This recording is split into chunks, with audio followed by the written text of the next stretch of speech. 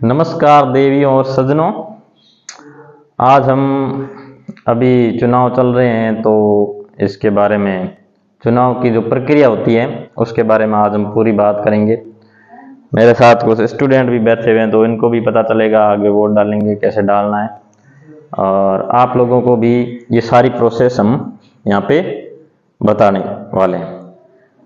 हम बात करने वाले हैं आज मतदान की। किसकी? मतदान की। मतदान के बारे में बात करें। मतदान का मतलब क्या होता है कि हमारा जो संविधान है, ठीक है ना, वो राज्य के नागरिकों को, देश का संविधान है वो सरकार चलाने के लिए क्या करता है, अपने प्रतिनिधि चुनने का अधिकार देता है।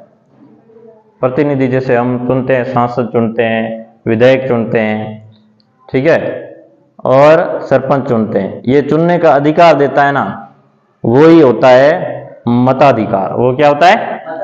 मताधिकार। और उसी को मतदान कहते हैं, यानी वोट डालना। सबसे पहले हम यहाँ बात कर लेते हैं कि वोट डालने का अधिकार हमको कब मिला। तो मैं यहाँ आपको बता देना चाहता हूँ कि वोट डालने का अधिकार है वो संविधान के लागू होने के पश्चात हमें मिला था।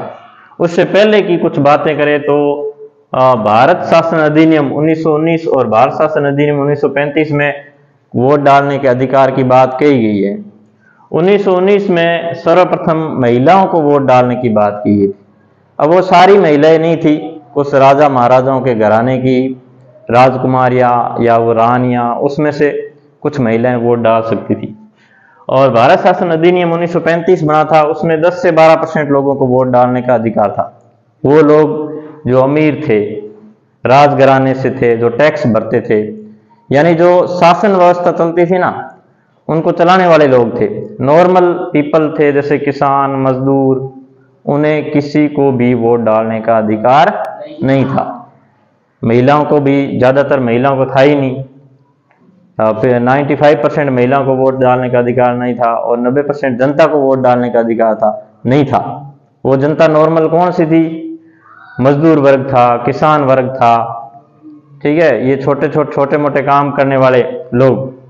और आज के अंदर जो, जैसे हम बोलते हैं SC ST और OBC वर्ग आते हैं ना जितने, और कुछ जनरल वर्ग के लोग, ठीक है, जो खेती मजदूरी का काम करते थे, उनको वोट डालने का अधिकार नहीं था। राजतंत्र था तो वोट का कोई वैल्यू ही नहीं था, जो राजा कहता था वही काम होता था। तो ये यहाँ पे इनका थोड़ा सा जिक्र किया गया 1935 और 1919 के भारत शासन अधिनियम में। भारत शासन अधिनियम अंग्रेजों के द्वारा लाया गया था उसमें। और उसके बाद में जैसे संविधान हमारा बनके तैयार हुआ था 26 नवंबर 1949 को, ठीक है ना, 26 नवंबर 1949 को संविधान बनकर तैयार हो गया। और उसके बाद 26 जनवरी 1950 को हमारा संविधान लागू हो गया। उसके बाद में उसके अंदर, संविधान के अंदर अनुच्छेद है 326, ठीक है ना, इस अनुच्छेद का आप ध्यान रखेंगे, अनुच्छेद 326 है। और उस अनुच्छेद के अंदर चुनाव का आधार वयस्क मताधिकार को बताया गया है। चुनाव का आधार क्या है? वयस्क मताधिकार, ठीक है ना। वयस्क मताधिकार क्या होता है? वयस्क मताधिकार का मतलब होता है उम्र के अनुसार वोट देना। जैसे उसमें उस समय 1950 के अंदर जिस व्यक्ति की उम्र 21 साल हो गई है या 21 साल से ज्यादा हो गई है तो वो वोट डाल सकता था, ठीक है ना। और उसमें बाकी किसी भी तरह का कोई भेदभाव नहीं थे, कोई भी जात हो, कोई भी धर्म हो, महिला हो, पुरुष हो, कोई भी वोट डाल सकता था जिसकी उम्र 21 साल हो गई। उसके बाद में धीरे धीरे छोटे बच्चे हैं वो समझने ज्यादा लगे, ठीक, बड़े होने लगे, छोटी उम्र में ही उनको ज्यादा नॉलेज होने लगे। आज भी हम देखते हैं छोटे बच्चों को कितना ज्ञान होता है, ठीक है ना। तो सरकार ने देखा कि भाई ये 17-18 साल के बच्चे तो बहुत समझदार होते हैं, इनको वोट डालने का अधिकार देना चाहिए। तो ये 21 से 18 वर्ष की गई थी 61वें संविधान संशोधन 1989 के अंदर। 61वां संविधान संशोधन किया था संविधान के अंदर। उसमें पहले 21 साल थी, उसके बाद में कितने साल कर दी? 18 साल, ठीक है। तो 1989 के बाद में ये 18 साल वाले भी है वो अपना वोट है डालने लग गए थे। अब देखो ये इनके थोड़े पीछे की बातें थी इतिहास की। अब हम देखते हैं मेन हमारा वोट हम डालते हैं ना, तो उसमें कौन कौन वहां पे कर्मचारी बैठे होते हैं, किस तरह का वो वोटिंग कंपार्टमेंट होता है, ठीक है, क्या प्रोसेस होती है, वो चीज मैन आपको बतानी होती है। सबसे पहले क्या होता है कि कोई एक पोलिंग पार्टी है, वो स्कूल में जहाँ पे वो बूथ बनाया होता है ना पोलिंग का, वहां आ जाती है पहले दिन ही, ठीक है, वो अपनी व्यवस्थाएं वहां पे कर लेती है। वोट डालने के लिए टाइम लगभग सुबह 7 बजे से शाम को 6 बजे तक होता है, ठीक है, 7 बजे से 6 बजे तक। हम घर से निकलते हैं ना, तो सबसे पहले हमें क्या लेना होता है, एक स्लिप, या तो वो जहां बूथ होता है ना पोलिंग बूथ, वहां पे बीएलओ बैठा होता है, बीएलओ हमें वो स्लिप दे देता है, उसको कहते हैं मतदाता पर्ची। क्या कहते हैं? मतदाता पर्ची। उसमें आपका फोटो नहीं होगा, आपके नंबर लगे होंगे, आपका नाम होगा, एज वगैरह उसमें होगी, ठीक है। और उसके बाद में आपको एक चीज घर से लानी होती है, वो आईडी कार्ड। आईडी कार्ड कोई भी ला सकते हो आप, जैसे आधार कार्ड लेके आ गए, राशन कार्ड लेके आ गए, ठीक है, पैन कार्ड लेके आ गए, एक आईडी कार्ड आपको लाना होता है साथ में। सिर्फ वोटर स्लिप से वोट नहीं डाल सकते, 2 चीजें होनी चाहिए।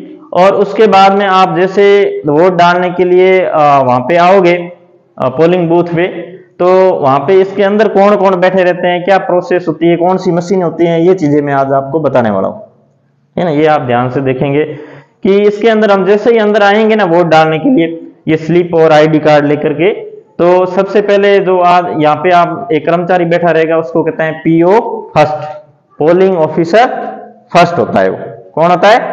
पोलिंग ऑफिसर फर्स्ट, उसको कहते हैं पीओ फर्स्ट। वो यहाँ पे बैठा रहता है। वो क्या करता है कि चेक करता है कि ये वही है वोट डालने वाला आदमी या महिला वही है या कोई दूसरा तो नहीं है, ठीक है ना, कोई मतलब नकली तो नहीं आ गया कोई दूसरी जगह पे किसी का कार्ड लेके। तो वो चेक करता है, उसका फेस वगैरह देख करके, ठीक है ना, उसकी आईडी कार्ड देख करके चेक करता है। फिर वो जैसे स्लिप में से नंबर देख करके, इसके पास एक रजिस्टर होता है, ठीक है, उस ये मतदाता पर्ची जो होती है ना, वो उसका एक रजिस्टर होता है, वो उसके पास स्लिप का नंबर देख करके वो रजिस्टर में नाम देखेगा, ठीक है, कि हाँ ये वही है। फिर वो जोर से नाम बोल देगा, वो पीओ सेकंड है, वो उसको नाम को लिखेगा। इसके अलावा ये और देख लेगा कि अंगुली पे कोई स्याही तो नहीं लगी हुई, यानी पहले वोट डाल कर तो नहीं आया, सीधा आया कैसे आ गया ना, वो डाल के आए तो स्याही लगी हुई है, तो स्याही चेक करता है ये पीओ फर्स्ट। पीओ फर्स्ट का मतलब होता है मतदाता की पहचान करना, ठीक है ना, वो आपको देखेगा, ठीक है ना, कि ये वही है कि नहीं है, कोई दूसरा तो नहीं आ गया। उसके बाद में वो किसको पास भेजेगा? पीओ सेकंड के पास, ठीक है ना। ये पोलिंग ऑफिसर फर्स्ट हो गया, ये पोलिंग ऑफिसर सेकंड हो गया। इसके पास एक रजिस्टर होता है, उस रजिस्टर का नाम है 17 के। कौन सा रजिस्टर है? 17 के रजिस्टर है। उसमें वो क्या करता है, नाम लिख देता है इसका, वोट डालने वाले का, वोटर का, और उसका नाम लिख करके फिर वो उसका साइन करवाता है। जो साइन नहीं करना आता है तो फिर अंगूठा दे देते हैं, ठीक है, साइन या अंगूठा करवा करके फिर उसको वो स्याही लगाता है। स्याही कौन सी लगाता है कि अपने ये तर्जनी अंगुली होती है ना, ठीक है ना, जैसे इसको इंग्लिश में क्या कहते हैं बताओ? Index finger. क्या कहते हैं इसको? मिडिल फिंगर, इसको रिंग फिंगर, इसको लिटिल फिंगर, ये थंब होता है, ये इंडेक्स फिंगर होती है अपनी। इसके ऊपर वो क्या करता है, पीओ सेकंड स्याही लगा देता है, फिर उसको आगे भेज देता है पीओ थर्ड के पास। अब वो जैसे एक स्लिप लेके आया था ना, वो स्लिप ये पीओ थर्ड रख लेता है अपने पास, और इसको फिर यहाँ से वो कहाँ भेज देता है? वोटिंग कंपार्टमेंट में। अब देखो वोटिंग कंपार्टमेंट में यहाँ पे ये डब्बा होगा, ये बंद डब्बा होगा, ठीक है ना, ये दूसरे को दिखेगा नहीं हम किसको वोट डाल रहे हैं, ठीक है ना, गुप्त मतदान होता है ये। तो यहाँ पे 2 मशीनें रखी होती है, एक तो होती है वीवीपैट। क्या रखी होती है? वीवीपैट। और दूसरी होती है बैलेट यूनिट। अब देखो वीवीपैट एक डब्बा सा होता है, ठीक है, और उस डब्बे के ऊपर एक स्क्रीन लगी होती है, मोबाइल की स्क्रीन होती है ना, उसके जैसी। और जैसे हम यहाँ पे वोट डालेंगे ना, जिसको वोट डालेंगे ना, तो उसका वो पर्ची कट के वो उस डब्बे में गिरेगी, ठीक है। तो वो पर्ची के ऊपर हमें उस आदमी का जो चुनाव चिन्ह होता है या नाम होता है, चुनाव चिन्ह से हम पहचान लेते हैं। जैसे किसी का चुनाव चिन्ह, जैसे उदाहरण के स्वरूप में मान लेता हूं कि किसी का चुनाव चिन्ह घोड़ा है, किसी का हाथी है, ठीक है ना, किसी का गाय है, ठीक है, हम ये चुनाव चिन्ह उदाहरण के रूप में मान लेते हैं। तो जैसे किसी ने घोड़े को वोट डाला, घोड़ा खड़ा थोड़ी, चुनाव चिन्ह घोड़ा है ना, उम्मीदवार को घोड़ा मत समझना, चुनाव चिन्ह क्या है? घोड़ा। तो घोड़े को वोट डाला, तो घोड़े को वोट डालेंगे तो यहाँ पे पर्ची कट के गिरेगी घोड़े के चित्र वाली, समझ गए? तो और वोट डालने के लिए यहाँ पे जैसे नाम लिखे होते हैं, ये डब्बे होते हैं, इसके अंदर कुल बटन होते हैं 16। कितने बटन होते हैं? 16। और इसके नीचे ही नीचे वाला बटन होता है नोटा का। कौन सा? नन ऑफ द अबो, ठीक है ना, यानी किसी को वोट नहीं देना, मेरे को कोई पसंद नहीं है, मैं वोट तो दूंगा, ठीक है ना, भारत का नागरिक हूं, मेरा कर्तव्य है वोट देना, लेकिन उम्मीदवार जो खड़े हुए हैं मेरे को एक भी पसंद नहीं है, तो वो किसको वोट दे देगा, इसको नोटा को, यानी इसने किसी को वोट नहीं दे रहा, अपना अलग से नोटा को वोट दे दिया। अब देखो वोट यहाँ पे जैसे हम आएंगे ना, ये पीओ थर्ड हमें यहाँ पे भेजेगा, तो यहाँ पे ये क्या करेगा, यहाँ से एक बटन दबाएगा बैलेट का, बैलेट जारी करेगा, तभी हम यहाँ पे वोट दे पाएंगे। अब कोई यहाँ पे आ जाएगा सीधा, वो आकर के अपने उम्मीदवार के सामने जैसे 3-4 बार बटन दबा दिया कि मैं 3-4 वोट दे दूं एक सागे, ठीक है ना, वो ऐसा नहीं कर सकता, क्योंकि वो पीओ थर्ड ये यहाँ पे बैठा है ना, इसके पास होती है कंट्रोल यूनिट। क्या होती है? Control unit. यहां से वो बटन दबाएगा ना, तो यहाँ पे जारी होगा आपका वोट, एक बार दबाएगा तो आप एक वोट डाल सकोगे। जैसे ही आप यहाँ पे वोट डाल दोगे तो एक आवाज आएगी, यानी बीप की आवाज आएगी, ऐसी ध्वनि आएगी, थोड़ी सी सीटी बजेगी, बीप ऐसा ना, और जैसे ही वो सीटी बज गई, वो यहाँ से वोट डाल करके इधर से वापस यहाँ से हम क्या करेंगे, इसको बाहर निकाल देंगे। अब ये देखो, ये एक अधिकारी और यहाँ प्रिसाइडिंग ऑफिसर, पीआरओ जिसको कहते हैं, क्या कहते हैं? पीआरओ। अब पीआरओ का काम होता है कि जैसे ये बूथ है पोलिंग वाला, इसके अंदर 100 मीटर के अंदर कोई चुनावी गतिविधि ना हो, कोई प्रचार ना हो, ठीक है ना, उसका ध्यान रखता है। ये इन सब के ऊपर मतलब इन सब का अधिकारी होता है, पीओ फर्स्ट, पीओ सेकंड और पीओ थर्ड। अब देखो यहाँ पे कुछ मैंने ये बनाए हैं आदमी, ठीक है ना, इसको मैंने कहा है पोलिंग एजेंट। क्या कहा है? Polling agent. अब देखो कोई उम्मीदवार खड़ा हो जाता है तो हर बूथ पे तो वो जा नहीं सकता, ठीक है ना, हजारों बूथ बनते हैं। एक जैसे अभी चुनाव आगे विधायक के चुनाव चलेंगे एमएलए वाले, तो उसमें एक एमएलए खड़ा होगा तो वो अपने हर जगह वो थोड़ी जाएगा, ठीक है ना, तो वो अपने क्या आगे वो छोड़ेगा, चमचे नहीं, मतलब वो क्या करेगा, पोलिंग एजेंट छोड़ देगा, ठीक है ना। जैसे गांव में किसी में, जैसे मैंने अभी उदाहरण स्वरूप बताया, जैसे एक कैंडिडेट ए है जिसका घोड़ा चिन्ह हो गया, बी है जिसका क्या हो गया, हाथी हो गया, ठीक है ना, और सी है जिसका क्या हो गया, गाय हो गया। अब ए वाला अपना छोड़ देगा, बी वाला अपना छोड़ देगा, पोलिंग एजेंट, उसको लगेगा ये आदमी इस गांव में ठीक है, मेरा आदमी है, तो ये यहाँ पे बैठ जाएंगे। अब देखो ये क्या करते हैं, जब वोट शुरू होते हैं ना, उससे पहले इनको बुला लिया जाता है पोलिंग एजेंट को, और ये पोलिंग एजेंट और ये सारे अधिकारी है ना, उससे पहले क्या करते हैं, मॉक पोल करते हैं। क्या करते हैं? Mock poll.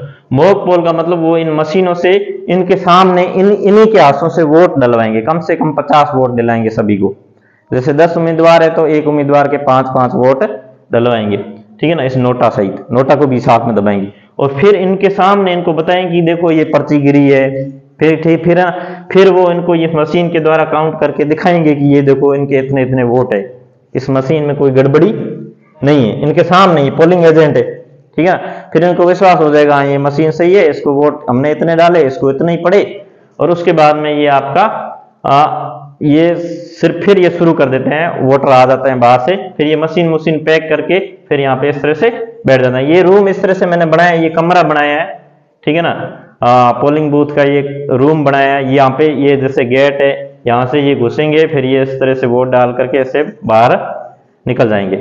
अब देखो ये तो वोट डालने जाते हैं ना हम गाँव में नॉर्मली, ठीक है ना, शहरों में जहाँ भी, तो नॉर्मल जो सामान्य सिटीजन होते हैं उनके वोट के बारे में।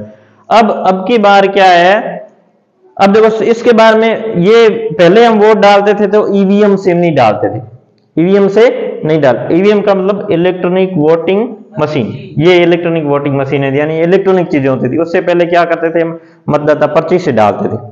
तो अब ये ईवीएम का शुरुआत कब हुई थी, ये मई 1982 में एक परूर विधानसभा क्षेत्र है केरल में, कहाँ है, केरल में, उस समय सर्वप्रथम ईवीएम का प्रयोग हुआ था।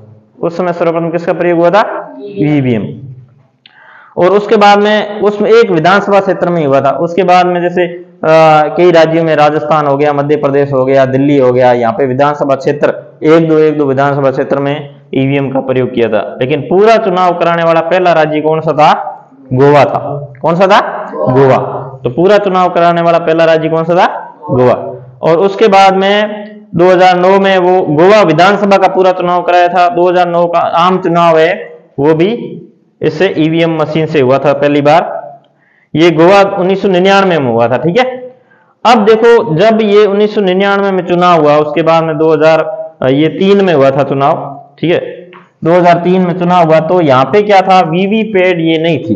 तो लोगों ने शिकायत है कि भाई वीवी, इसमें हमें पता कैसे चले हमने किसको वोट डाला, हम तो बटन दबा के आ जाते हैं, ठीक है ना, और वोट तो किसी और को जाता है, हमारे उम्मीदवार को जाता ही नहीं। ऐसे ही शिकायतें आने लगी। तो फिर क्या किया कि चुनाव आयोग ने क्या बनाया, वीवीपैट एक मशीन बनाई। क्या बनाई, वीवीपैट, जो यहाँ पे अभी है चुनाव में, अभी मैं आपको बताऊंगा ना, यहाँ वोट डालोगे यहाँ से स्लिप निकलेगी, तो वीवीपैट मशीन बनाई, इसके साथ जोड़ दी और लोगों को कहा कि आप जिसको वोट डालोगे उसकी पर्ची यहाँ पे कट के निकलेगी, 5-7 सेकंड आपके सामने यहाँ पे वो दिखेगी और उस डब्बे में गिर जाएगी। उसमें आप देखोगे कि मैंने उस जिसको वोट डाला है उसको डाला है या किसी और को गया है। समझ रहे हो ना। तो ये आपका चुनाव की पूरी प्रक्रिया थी। अब देखो, इलेक्ट्रॉनिक वोटिंग मशीन से हम चुनाव डालते हैं। इसके अलावा इस चुनाव में 2 मुख्य सुविधाएं और की गई। एक की गई होम वोटिंग की। किसकी, होम वोटिंग। होम में क्या होता है, घर पे वोट डालना। घर पे हम कैसे वोट डालते हैं, घर से ही, ठीक है ना। इसमें एक फॉर्म भरा जाता है, फॉर्म नंबर 12D, ठीक है ना। अब ये कौन कौन होम वोटिंग कर सकता है, सीनियर सिटीजन। सीनियर सिटीजन का मतलब हमारे घर में कोई बड़े बुजुर्ग है जिसकी उम्र 80 साल से ऊपर है। अब 80 साल से ऊपर है तो वो चल नहीं सकता अच्छी तरह से, ठीक है ना, वोट डालने के लिए जा सकता या नहीं जा सकता, तो उनकी सुविधा के लिए। और दूसरा है कि कोई विकलांग, ठीक है ना, डिसेबल विकलांग है जिसके पास सर्टिफिकेट होना चाहिए 40% से ज्यादा विकलांग का, 40% से ज्यादा विकलांग है, डॉक्टर का सर्टिफिकेट है, तो वो उसको हम होम वोटिंग के लिए करेंगे। और तीसरा होता है कोरोना से जो ग्रसित है, कोविड-19 बीमारी है ना, तो जिसको हम छूना वगैरह मना है, तो उसके लिए 3 लोग हैं, उनके लिए होम वोटिंग करवाती है गवर्नमेंट। क्या करवाती है, होम वोटिंग। अब एक चुनाव में जैसे बूथ में, गांव का एक बूथ होता है, उसमें BLO होता है, मुख्य कौन होता है, ठीक है ना, block level officer, booth level officer, BLO, ठीक है।